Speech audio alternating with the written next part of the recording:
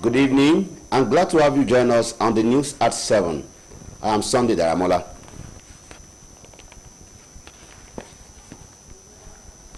The Ektv State Governor, Mr. Iroyin Lekunrere, has advised the chairman of the newly established Southwest Development Commission, Olubunmi Adetunbi, to speed up development in the geopolitical zone. Lekunrere specifically said accelerated development was expected in agricultural and industrial sector, power and water supply, job creation and youth empowerment, road and transport network. The governor, who expressed confidence in Adetunbi's ability to succeed in the new position, said that his appointment, as well as those of other members of the board, mark a new dawn in the quest for a new lease of life by the people of Southwest Geopolitical Zone. Lekunrere, in a statement by his special advisor on media, Mr. Yinka, thanked President Bola Tinubu for appointing Adetunbi as Southwest Development Commission board chairman. He urged Adetunbi to justify the confidence reposed in him by the president, who graciously nominated him for the position, and to also make Ekiti proud in the task ahead of him, as he had done in previous assignment. The governor also congratulated Mr. Deji Ajijola, another Ekiti State indigene, on his confirmation as member of the board. Motorists and other road users have expressed concern about the difficulty encountered in planning the major street in Ado-Ekiti due to the murder incident that happened over the weekend at the Atikokon area of the state capital. Report says one Ojo Deji was stabbed to death during a fight at Atikokon on Saturday. Since then, the police have blocked all the roads linking to the crime scene, making it difficult for motorists and other road users to move freely to their destinations. BSS reporter Abaya Mekweke said that the alternative routes like Old Garage and Ajibadi Lane were blocked due to heavy traffic.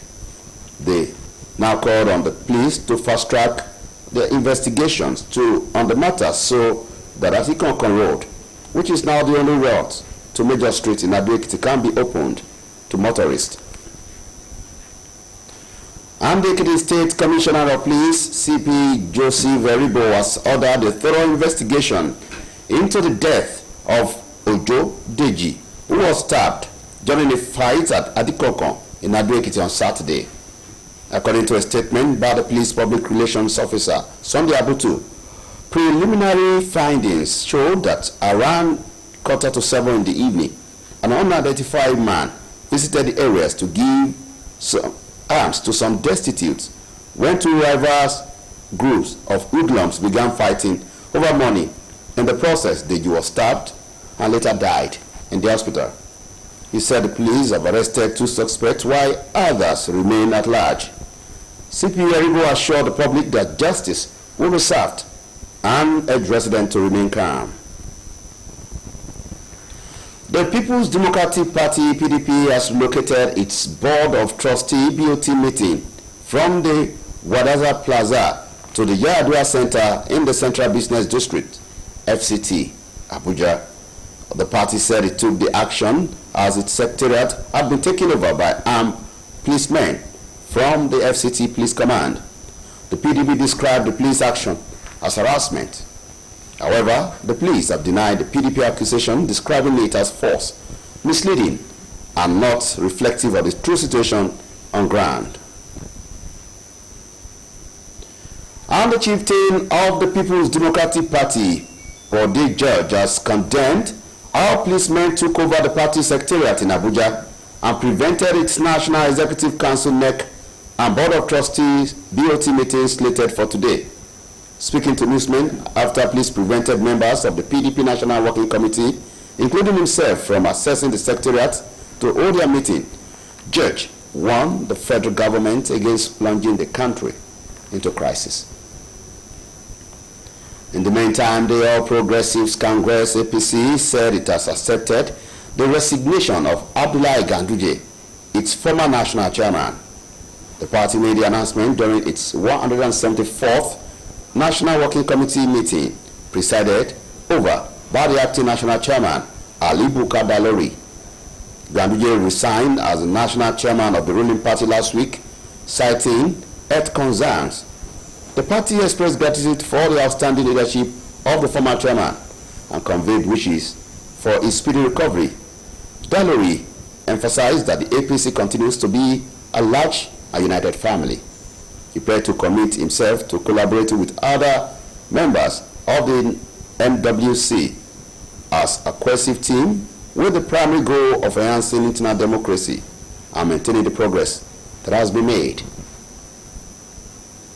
Also, the ruling All Progressive Congress, APC, has fixed July 24 for its National Executive Council NEC meeting to nominate a new substantive national chairman for the party.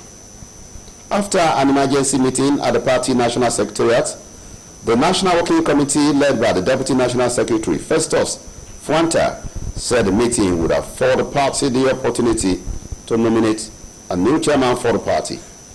He added that a notice for the next meeting has been forwarded to the Independent National Electoral Commission, INEC.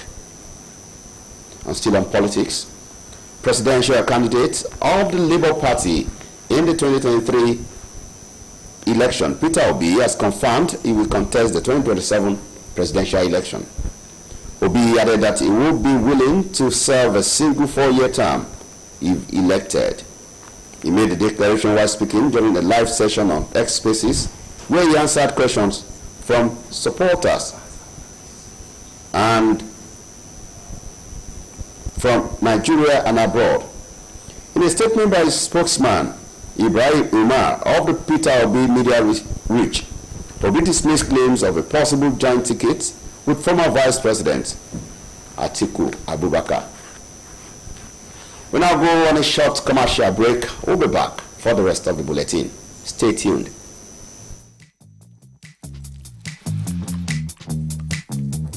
Chef! Mr. Chef, what's your secret? My secret is the wide range of seasoning powders from Mr. Chef. Perfect for meals such as spicy stew, goat meat, roasted beef, fried rice, and cooker. Unleash your inner chef and explore our wide range of Mr. Chef seasoning powder. Gbogbo àgbáyé ló nílò yàrá.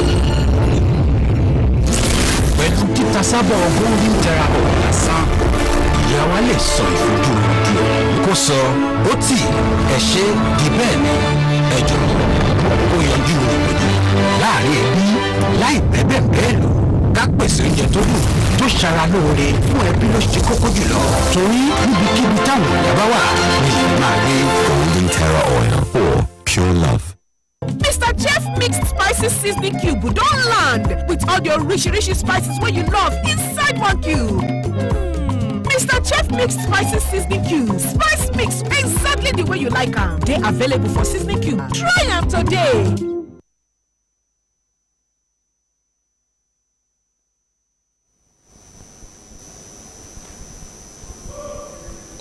Welcome back and thanks for staying tuned. Now to the rest of the bulletin. The federal government has arraigned Senator representing Kogi Central, Natasha Akpoti-Uduaghan, at the Federal High Court in Abuja. The lawmaker was arraigned today on 6 counts bordering on alleged defamation of the Senate President, Godswill Akpabio, and the former governor of Kogi State, Yahaya Bello. The senator pleaded not guilty, and Justice Mohammed Umar granted her bail on self-recognition. The defendant was said to have made an allegation that some politicians opposed to her were plotting to assassinate her. The Minister of Education, Dr. Olatunji Alausa, has acknowledged the concerns raised by the Nigerian Union of Teachers and UT-FCT wing. The concerns relate to the implementation of the new national minimum wage for primary school teachers in the Federal Capital Territory. In a statement made in Abuja by the Director of Press and Public Relations, Folashade Boriowo, the minister called for dialogue, unity, and a swift resolution to the ongoing FCT teacher strike. And the Minister of Education, Dr. Tunji Alausa, has directed the University of Uyo Akwa Ibom State to withdraw its current advertisement for the position of the Vice Chancellor in the institution and publish a revised version that is inclusive and does not exclude any qualified candidates.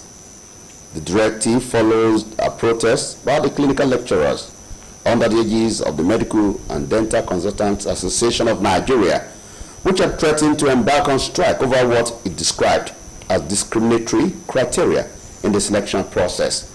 The clinical lecturers raised concerns over the advert's qualification requirements, which they argue unfairly exclude medical professionals holding fellowships from eligibility. And the Nigerian Education Loan Fund, NELFund, has warned students to be cautious of a fake portal with fraudulent messages currently circulating online.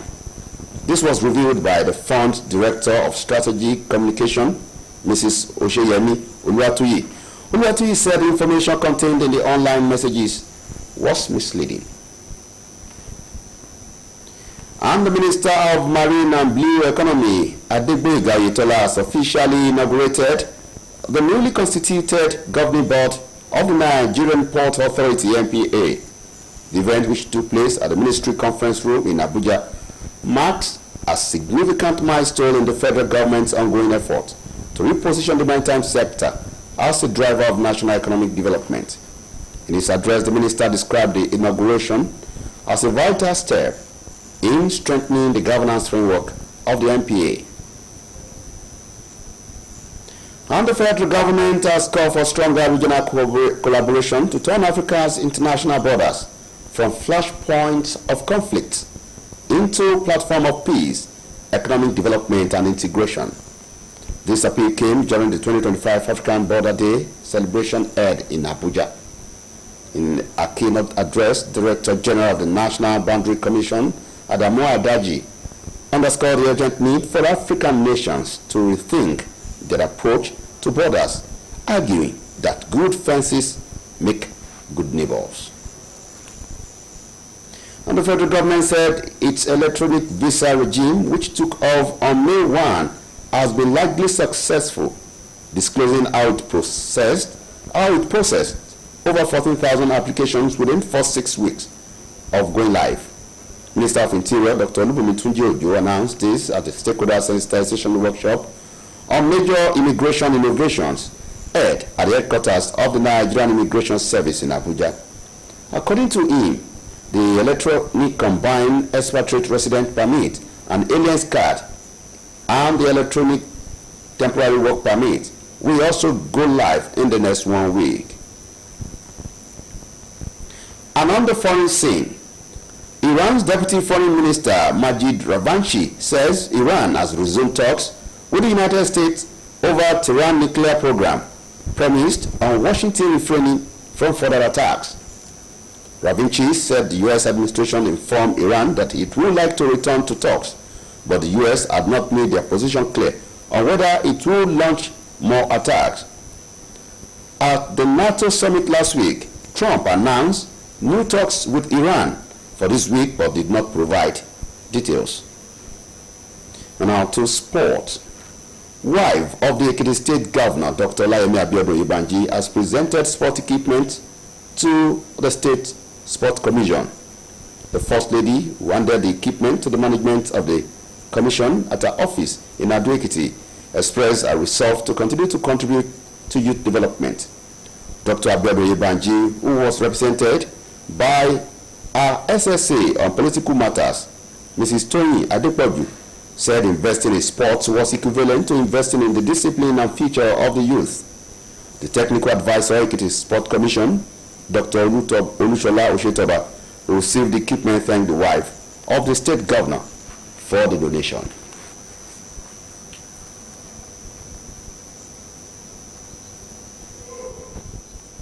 And sports.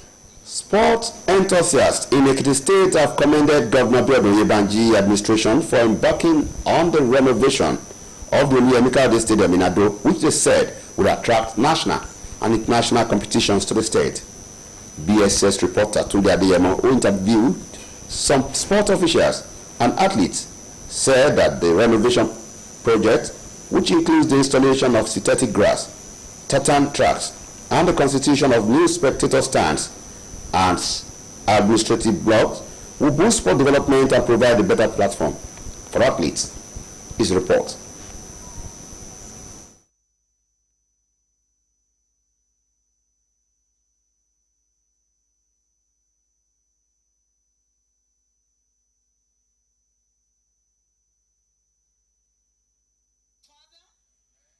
And of the Son, Amen. And of the Holy Ghost.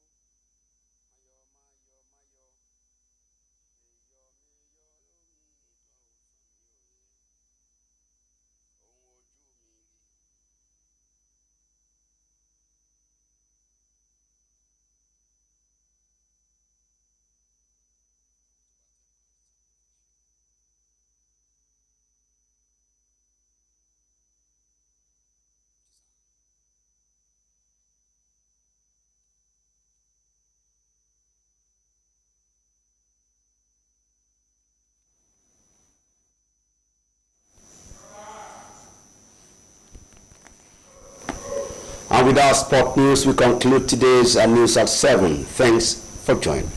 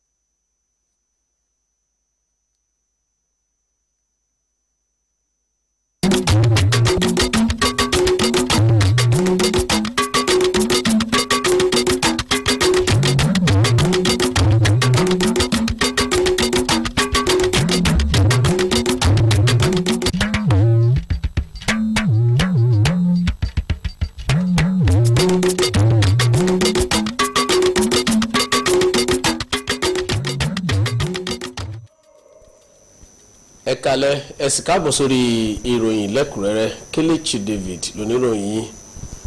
Gómìnà ìpínlẹ̀ Èkìtì ọ̀gbẹ́ni Bíọ́dún Oyèbánjí ti gba alága ìgbìmọ̀ ìdàgbàsókè gúúsù ìwọ̀ oòrùn ilẹ̀ yìí tí wọ́n ṣẹ̀ṣẹ̀ dá sílẹ̀ Olúbùnmi Adétúngbé níyànjú láti tẹra mọ́ bí ìdàgbàsókè ní agbègbè yìí yóò ṣe yá kankan. Oyèbánjí sọ pé wọ́n nírètí ìdàgbàsókè kíákíá ní àwọn ẹ̀ka ọ̀gbìn àti iléeṣẹ́ ìpèsè náà ọba àti omi, ṣíṣẹ̀dá iṣẹ́ àti ìrónílágbára àwọn ọ̀dọ́, iṣẹ́ ọ̀nà àti àwọn ètò míì. Gómìnà tó sọ pé òun nígbẹ́kẹ̀lé nínú Adétúnbí láti ṣàṣeyọrí nípò tuntun náà sọ pé ìyànsípò ọ̀hún àti ti àwọn ọmọ ẹgbẹ́ ìgbìmọ̀ náà yòókù jẹ́ ìbẹ̀rẹ̀ ọ̀tun ní ìgbésẹ̀ láti máyédẹrùn fáwọn èèyàn gúúsù ìwọ̀ oòrùn ilẹ̀ yìí. Oyèbánjí nínú àtìjáde kan tí olùdámọ̀ràn pàtàkì rẹ̀ lórí ètò ìròyìn ọ̀gbẹ́ni Yínká Oyèbọ̀dé fi síta dúpẹ́ lọ́wọ́ ààrẹ Bọ́lá Tinubu fún yíyan Adétúnbí ọmọ bíbí ìlú Ìfàkìkìtì gẹ́gẹ́ bí alága ìgbìmọ̀ ìdàgbàsókè gúúsù ìwọ̀ oòrùn ilẹ̀ yìí. Ó wá rọ Adétúnbí láti má ṣe já ààrẹ tó finú fídọ̀ yàn án fúnpò náà kulẹ̀ àti pé kó tún jẹ́ kí Èkìtì yangàn nínú iṣẹ́ tó wà níwájú rẹ̀ náà gẹ́gẹ́ bí ó ti ṣe nínú àwọn iṣẹ́ tí wọ́n ti ṣe tẹ́lẹ̀. Gómìnà tún kí ọ̀gbẹ́ni Dèjì Ajíjọlá ọmọ bíbí ìpínlẹ̀ Èkìtì míì tí òun náà jẹ́ ìkan nínú ọmọ ìgbìmọ̀ náà láti pé ó kú oríire láti lè àti pé kí òun náà kó tẹra mọ́ bí àjọ yóò ṣe tẹ̀síwájú. Ní báyìí náà àwọn awakọ̀ àti àwọn míì tó ń lo ojú pópó kojú súnkẹrẹ fàkẹrẹ lónìí láti rin àwọn pópónà pàtàkì nílùú Adó Èkìtì nítorí ìṣẹ̀lẹ̀ ìpànìyàn tó ṣẹlẹ̀ lópin ọ̀sẹ̀ tó kọjá ní agbègbè Àtíkànkàn. Ìròyìn sọ pé ẹnìkan tó ń jẹ́ Òjòdèjì ni wọ́n gún pa nígbà ìjà kan tó wáyé l'Átíkànkàn lọ́jọ́ Sátidé. Látìgbà náà àwọn ọlọ́pàá ti dí gbogbo àwọn ọ̀nà tí ó sopọ̀ mọ́ ibi ìṣẹ̀lẹ̀ náà tó jẹ́ kí ó ṣòro fún àwọn awakọ̀ àti àwọn míì tó ń lo ọ̀nà ọ̀hún láti gbé lè kọjá bí ó ṣe wù wọ́n. Oníròyìn BSS Àbáyọ̀mípẹ́kẹ́ sọ pé àwọn ọ̀nà míì bíi Old Garage àti ọ̀nà Ajíbádé ni wọ́n ti dí nítorí súnkẹrẹ fàkẹrẹ ọkọ̀. Àwọn tí ó lo pópónà náà ti ń ké sí àwọn ọlọ́pàá láti yára tètè ṣe ìwádìí lórí ọ̀rọ̀ náà kí pópónà Àtíkànkàn tí ó jẹ́ ọ̀nà kan ṣoṣo lọ sí àwọn pópónà pàtàkì nílùú Adó Èkìtì lè di lílò fún àwọn onímọ́tò. Àti pé ọ̀gá àjọ ọlọ́pàá nípínlẹ̀ Èkìtì Joseph Eribo ti pàṣẹ kí wọ́n bẹ̀rẹ̀ ìwádìí tó múnádóko lórí bí wọ́n ṣe pa ẹnìkan tí ó jẹ́ Òjòdèjì tí wọ́n gún lọ́bẹ̀ pa lágbègbè Àtíkànkàn nílùú Adó Èkìtì lọ́jọ́ Àbámẹ́ta. Gẹ́gẹ́ bí àtẹ̀jáde tí alukoro fájọ ọlọ́pàá nípínlẹ̀ yìí SP Sunday Abutu fi síta, ìwádìí lérèfé tí ó sì wáyé fi hàn pé ìṣẹ̀lẹ̀ náà wáyé láàrin aago 7:15 nígbà tí ọkùnrin kan tí wọ́n kò mọ orúkọ rẹ̀ wá ta àwọn alágbe lọ́rẹ láìròtẹ́lẹ̀ ní àwọn ẹgbẹ́ jàǹdùkú méjì kan ṣàdédé bẹ̀rẹ̀ ìjà látàrí owó tí arákùnrin náà ń pín, èyí tó ṣokùnfà bí wọ́n ti gún Dèjì ẹni tí ó padà dágbére fáyé ní ilé ìwòsàn lọ́bẹ̀. Ó ní àjọ ọlọ́pàá ti mú àwọn afurasí méjì tí àwọn yòókù sì ti fẹ̀yìn bẹ́lùgbẹ́. CP Eribo fi dá àwọn aráàlú lójú pé ìdájọ́ òdodo ni wọn yóò ṣe lórí ọ̀rọ̀ náà káwọn aráàlú lọ fi ọkàn wọn balẹ̀. Ẹgbẹ́ òṣèlú People's Democratic Party PDP ti gbé ètò ìjókòó àti ìpàdé ìgbìmọ̀ aláfẹ̀yìntì àti àwọn olóyè ẹgbẹ́ ọ̀hún lọ sí kúrò ní sẹkítírìàtì ẹgbẹ́ náà tó wà ní Wadata lọ sí oríkò Yaradua nílùú Àbújá. Ẹgbẹ́ òṣèlú náà sọ pé ìgbésẹ̀ ọ̀hún ló wáyé látàrí bí àwọn ọlọ́pàá tí ó dira ohun ìjà ti ṣe jabo oríkò ẹgbẹ́ òṣèlú náà. Ẹgbẹ́ òṣèlú PDP sọ pé ìgbésẹ̀ ọ̀hún ló jẹ́ ìdúkokò làjà látọwọ́ àwọn àjọ ọlọ́pàá, àmọ́ tí àjọ ọlọ́pàá ti olúlu ilẹ̀ yìí sọ pé irọ́ ni ẹ̀sùn náà tó sì wà láti ṣe àwọn aráàlú lọ́nà. Alukoro àjọ ọlọ́pàá lórílùú ilẹ̀ yìí SP Josephine Adé sọ pé àjọ náà ni ó mọ̀ wípé mi kò mọ̀ sí ìròyìn tí ó sọ pé wọ́n ti orúkọ ẹgbẹ́ òṣèlú PDP pa ní agbègbè Wuse Zone 5 nílùú Àbújá léyìí tí ó sọ pé irọ́ ni ìròyìn náà. Ní báyìí náà ìkankan lẹ́gbẹ́ òṣèlú People's Democratic Party PDP olóyè Bọ̀dé George ti bẹnu àtẹ́lu bí àwọn ọlọ́pàá ti ṣe gba oríkò ẹgbẹ́ òṣèlú PDP nílùú Àbújá léyìí tí ó ṣe àkóbá fún ètò ìpàdé àwọn olóyè ẹgbẹ́ òṣèlú ọ̀hún lórílẹ̀‐èdè yìí àti ìgbìmọ̀ aláfẹ̀yìntì ti ẹgbẹ́ òṣèlú náà tó yẹ kó wáyé lónìí. Nígbà tó ń bá àwọn oníròyìn sọ̀rọ̀ lẹ́yìn tí wọn kò jẹ́ kí ó wà tí àwọn ìkànlẹ́gbẹ́ òṣèlú ọ̀hún mi wọlé sí oríkò ẹgbẹ́ òṣèlú náà, olóyè George kìlọ̀ fúnjọba àpapọ̀ láti jáwọ́ ní ṣíṣe àwọn ìgbésẹ̀ tí ó lè domi àlàáfíà orílẹ̀-èdè yìí rú. Ẹgbẹ́ òṣèlú All Progressives Congress ti faramọ́ kíkọ̀wé fipò sílẹ̀ ti alága ẹgbẹ́ òṣèlú náà lórílẹ̀-èdè yìí tẹ́lẹ̀ Abdullahi Ganduje. Wọ́n júwe ìpinnu náà, wọ́n faramọ́ ìpinnu náà léyìí tí wọ́n kéde rẹ̀ níbi ti ìpàdé ẹgbẹ́ ọ̀hún tí àwọn olóyè ẹgbẹ́ ọ̀hún ìkẹrìnléní àádọ́sán irú rẹ̀ léyìí tí adelé alága ẹgbẹ́ òṣèlú ọ̀hún lórílẹ̀‐èdè yìí Ali Bukar Dalori darí rẹ̀. Ganduje ló kọ̀wé fipò sílẹ̀ ní ọ̀sẹ̀ tó kọjá tó sọ pé èyí kò ṣẹ̀yìn bí ó ṣe jẹ́ pé òun láti mójútó ètò ìlera òun. Ẹgbẹ́ òṣèlú náà dúpẹ́ lọ́wọ́ rẹ̀ fún aṣáájú ire tó jẹ́ tí wọ́n sì gbàdúrà pé kọ́lọ́run tètè mú un lára dá. Dalori sọ pé ẹgbẹ́ òṣèlú náà ló wà nírẹ́pọ̀ tí ó sì ṣèlérí láti ṣiṣẹ́ pẹ̀lú àwọn ọmọ ti ìgbìmọ̀ náà yòókù lójúnà àti lè jẹ́ kí ètò ìjọba tiwantiwa tó fẹsẹ̀ múlẹ̀ láàrin ẹgbẹ́ òṣèlú náà. Ẹ̀wẹ̀ ẹgbẹ́ òṣèlú All Progressives Congress APC ti yan ọjọ́ 24 oṣù tó ń bọ̀ fún ètò ti ìpàdé àwọn aṣáájú ẹgbẹ́ òṣèlú náà lórílẹ̀‐èdè yìí láti lè yan alága tuntun fún ẹgbẹ́ òṣèlú náà. Lẹ́yìn ìpàdé pàjáwìrì kan èyí tó wáyé lóríkò ẹgbẹ́ òṣèlú ọ̀hún, àwọn olóyè ẹgbẹ́ òṣèlú náà tí igbákejì adarí akọ̀wé ẹgbẹ́ náà lórílẹ̀‐èdè yìí Festus Fauta darí sọ pé ètò ìpàdé ọ̀hún ni wọ́n ti fi ṣọwọ́ sí àjọ elétò ìdìbò ilẹ̀ yìí INEC láti lè bù wọ́n gbọ́ nípa rẹ̀. Olùdíje fúnpò ààrẹ lẹ́gbẹ́ òṣèlú Labour ní ọdún 2023 Peter Obi ti sọ pé òun ṣetán láti díje nínú ìdìbò ọdún 2027 fúnpò ààrẹ.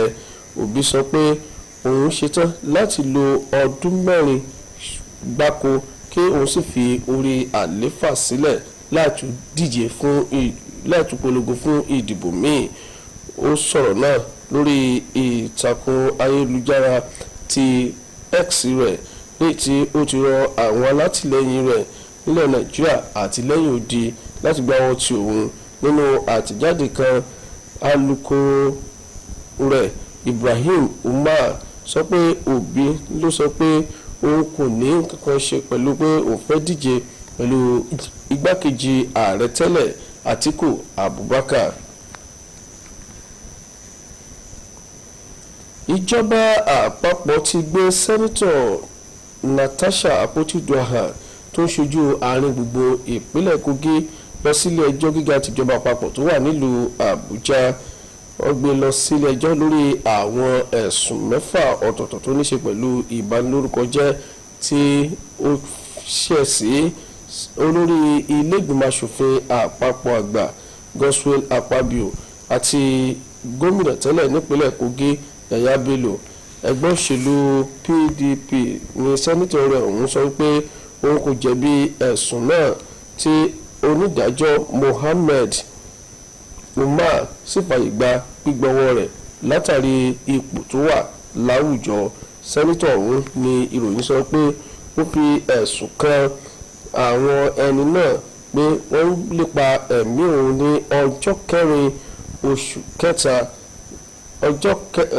kẹta oṣù kẹrin ti ọdún yìí nígbà tí ó fi ń bá àwọn alátìlẹyìn ẹ̀ sọ̀rọ̀ nípínlẹ̀ Kogi.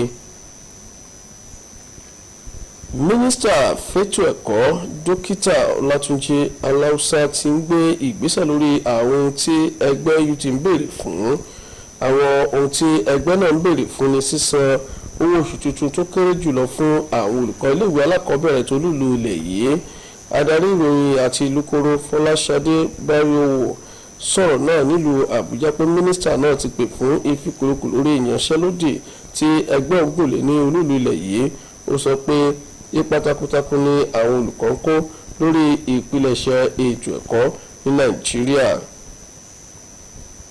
Mínísítà fẹ́tò ẹ̀kọ́ dókítà Túnjí Aláùsá ti sọ fún fásitì Uyo nípínlẹ̀ Akwa Ibom láti dá ètò ìpolongo fún ìyànsípò gíwá ti fásitì náà dúró lójúnà àti gbé ìpolongo tuntun tí kò ní yọ ẹnikẹ́ni sílẹ̀ jáde. Ìgbésẹ̀ náà wáyé nítorí bí ẹgbẹ́ olùkọ́ ìmọ̀ ìṣègùn ṣe fárígá pé ojúṣàájú wà ní ìyànsípò náà tí ẹgbẹ́ òun sọ pé ìyànsípò ọ̀hún kò ní jẹ́ èyí tí yóò fàyè gba àwọn ọmọ ẹgbẹ́ rẹ̀ àti pé ìyànsípò náà ni kò yẹ kó lẹ́jàmbá kan nú bíbẹ̀ kọ́ àwọn yòókù lé ìyanṣẹ́lódì. Ẹgbẹ́ ń sọ̀rọ̀ náà lórí àwọn ohun àmúyẹ fún ipò náà tí fásitì ọ̀hún fi léde léyìí tí ó ní kó fàyè gba àwọn olùkọ́ fásitì lórí ẹ̀kọ́ ti ètò ìlera láti kópa nínú ìyànsípò náà. Ẹgbẹ́ àwọn olùkọ́ fásitì Calabar lórí ètò ẹ̀kọ́ ìlera ti mú ìdádúró bá ìyanṣẹ́lódì wọn. Ẹgbẹ́ ọ̀hún bẹ̀rẹ̀ ìyanṣẹ́lódì náà ní ọjọ́ 13 oṣù yìí lèrèdí àìfi àyè gbà wọ́n láti kópa nínú ètò ìyànsípò gíwá ti fásitì náà.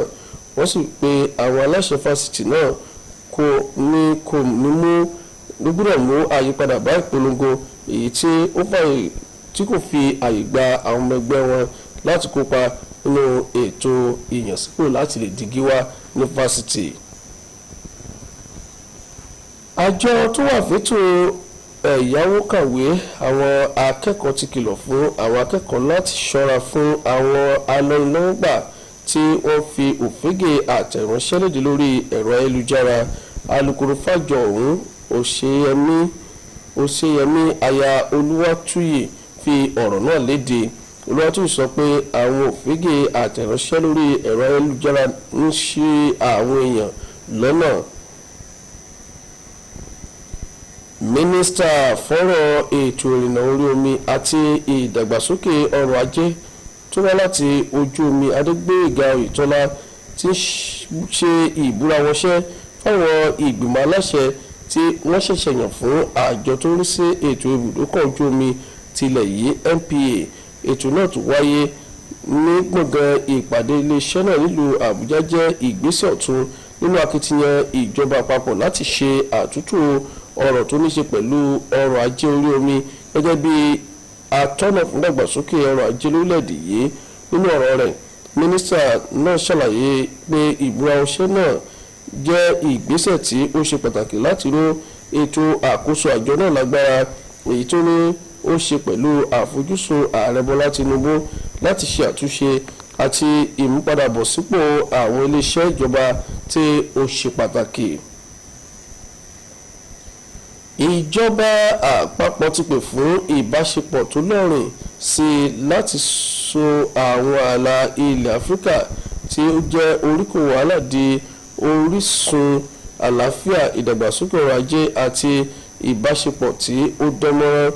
Ìpè náà wáyé níbi àjọyọ̀ ọjọ́ ààlà ti ilẹ̀ adúláwọ̀ ti ọdún yìí tó wáyé nílùú Àbújá. Nínú ọ̀rọ̀ rẹ̀ láti ẹnu ọ̀gá àgbà àjọ lórí ọ̀rọ̀ ààlà ilẹ̀ orílẹ̀-èdè Nàìjíríà Adamu Adaji ló ti sọ nípa pàtàkì kí àwọn orílẹ̀-èdè ro àròjinlẹ̀ àti àyípadà ọkàn wọn sí ọ̀rọ̀ ààlà, bí ó ti ṣàlàyé pé àjọṣepọ̀ ààlà tó bá dára máa ń fa ìbáṣepọ̀ rere. Ààrẹ ìdárayá nínú ìlàkàkà rẹ̀ àti ìgbìyànjú rẹ̀ láti náwó sí àwọn tó kù díẹ̀ káàtó fún láwùjọ. Ìyàwó gómìnà ìpínlẹ̀ Èkìtì ọ̀mọ̀wé Ọláyẹmí Abíọ́dún Oyèbánjí tí kó àwọn ohun èlò ìṣeré ìdárayá olówó iyebíye fún àjọ tó ń rí sí ọ̀rọ̀ aré ìdárayá nípínlẹ̀ yìí. Ìyàwó gómìnà ẹni tí kó àwọn ohun èlò náà fún àwọn aláṣẹ àjọ tó ń rí sí ọ̀rọ̀ aré ìdárayá lọ́fíìsì rẹ̀ nílùú Adó Èkìtì sọ wípé ìgbésẹ̀ náà ló wáyé láti kópa nínú ìdàgbàsókè àwọn ọ̀dọ́. Ọ̀mọ̀wé Abíọ́dún Oyèbánjí ẹni tí bọ́bájú rẹ̀ àti ìrànlọ́wọ́ rẹ̀ lórí ọ̀rọ̀ òṣèlú Tóyìn Ayádépọ̀jù ṣojú fún sọ pé dídókòwò sí ẹ̀ka aré ìdárayá àti ríra àwọn èlò aré ìdárayá náà ló wà láti jẹ́ kí àwọn ọ̀dọ́ kí wọ́n kóra wọn níjàánu àti láti lè ṣèrànwọ́ fún ọjọ́ iwájú wọn. Bọ́bá jíròrò fún gómìnà lórí ọ̀rọ̀ aré ìdárayá ọ̀mọ̀wé Olúṣọlá Òṣètọ́ba ẹni tí ó tẹ́wọ́ gba àwọn èlò náà dúpẹ́ lọ́wọ́ ìyàwó gómìnà fún bí ó ṣe gbé wọn fún àjọ náà. Ẹ̀wẹ̀ àwọn èèyàn ìpínlẹ̀ Èkìtì ń gbóríyìn fún gómìnà Abíọ́dún Oyèbánjí fún àwọn iṣẹ́ àtúnṣe ńlá tó ń ṣe lẹ́ka aré ìdárayá pàápàá jùlọ àtúnṣe tó ń lọ lọ́wọ́ ní pápá ìṣeré Olúyẹmí Káyọ̀dé. Wọ́n dunnú sí iṣẹ́ àtúnṣe náà léyìí tí wọ́n ní yóò nípa rere ní ti àti mú àyípadà rere bá pápá ìṣeré náà tí yóò sì jẹ́ kí ètò aré ìdárayá pọ̀ sí i nípínlẹ̀ yìí. Akọ̀ròyìn wa Túndé Adéyẹmọ jábọ̀ pé àwọn ètò ìrónilágbára ọ̀dọ́ ló jẹ́ kan lára ètò olóògbé mẹ́fà tí gómìnà Abíọ́dún Oyèbánjí nínú ìlàkàkà látúbọ̀ ró àwọn ọ̀dọ́ lágbára àti láti pèsè iṣẹ́ nípasẹ̀ aré ìdárayá. Gómìnà gùnlé àtúnṣe ti pápá ìṣeré Olúyẹmí Káyọ̀dé nílùú Adó Èkìtì léyìí tí ó ti jẹ́ kí pápá ìṣeré ọ̀hún kí ó ní dùn wò lójú kó sì gbé àwọ̀ tuntun wọ̀ láti ṣèrànwọ́ fún ètò aré ìdárayá nígbà tí wọ́n ti tẹ́ àwọn pápá ìṣeré ọ̀hún láti lè jẹ́ kí ó rọrùn fún àwọn tí ó gbá bọ́ọ̀lù láti máa ṣàmúlò rẹ̀ àti àwọn tí ó lè sá eré àwọn orí ọ̀dàn ní àti lè lò wọ́n. Nígbà tí wọ́n fọ̀rọ̀ wérọ̀ pẹ̀lú oníròyìn iléeṣẹ́ yìí ọ̀gbẹ́ni Adu Muhammed yòǹbó gómìnà Oyèbánjí fún bí ó ṣe àtúnṣe pápá ìṣeré náà. Ó ní àtúnṣe pápá ìṣeré ọ̀hún ní èyí tí ó ti jẹ́ kí ó lè takàngbọ̀n pẹ̀lú àwọn èyí tó dára jùlọ lágbègbè gúúsù ìwọ̀ oòrùn ilẹ̀ yìí. Ọ̀gbẹ́ni Muhammed sọ pé àwọn ohun èlò ìṣeré ìgbàlódé ni ó ti wà fún àwọn alárè ìdárayá tí ó wà nípínlẹ̀ Èkìtì ní pápá ìṣeré náà tí yóò lè jẹ́ kí ó lè máa takàngbọ̀n pẹ̀lú àwọn akẹgbẹ́ wọn lórílẹ̀‐èdè yìí. Bákan náà akọ́nimọ̀ọ́gbá fún ẹgbẹ́ agbábọ́ọ̀lù ti ìpínlẹ̀ yìí ọ̀gbẹ́ni Òjó Babárísá dúpẹ́ lọ́wọ́ gómìnà fún bó ṣe nífẹ̀ẹ́ sí ọ̀rọ̀ àwọn alárè ìdárayá nípínlẹ̀ yìí léyìí tó ní yóò túbọ̀ gún wọn ní kẹ́sẹ́ láti lè jẹ́ kí wọ́n ṣe dáadáa nínú àwọn ìdíje wọn ọjọ́ iwájú. Ó fi kún pé pápá ìṣeré ọ̀hún ló jẹ́ pé yóò máa jẹ́ kí wọ́n máa gbá àwọn ìdíje ife ẹ̀yẹ FA àti MNL nípínlẹ̀ yìí tó fi mọ́ àwọn ìdíje míì. Lára àwọn alárè ìdárayá èyí tó sọ̀rọ̀ nípa àwọn èlò náà tó wà ní pápá ìṣeré ọ̀hún sọ pé èyí yóò túbọ̀ jẹ́ kí wọ́n láǹfààní láti ṣàmúlò àwọn èlò aré ìdárayá tí yóò jẹ́ kí múṣemúṣe wọn túbọ̀ lè dá múṣemúṣe. Tí wọ́n sọ pé àtúnṣe náà ni ó ti jẹ́ kí pápá ìṣeré ọ̀hún kó lè máa jẹ́ ìkan lára àwọn pápá ìṣeré lórílẹ̀‐èdè yìí tí yóò máa gbàlejò àwọn ìdíje ní abẹ́lé àti káàkiri àgbáyé. Èyí ló pin ìròyìn lẹ́kùnrẹ́rẹ́ yòókù tún di lọ́la ká sùn rẹ̀ o.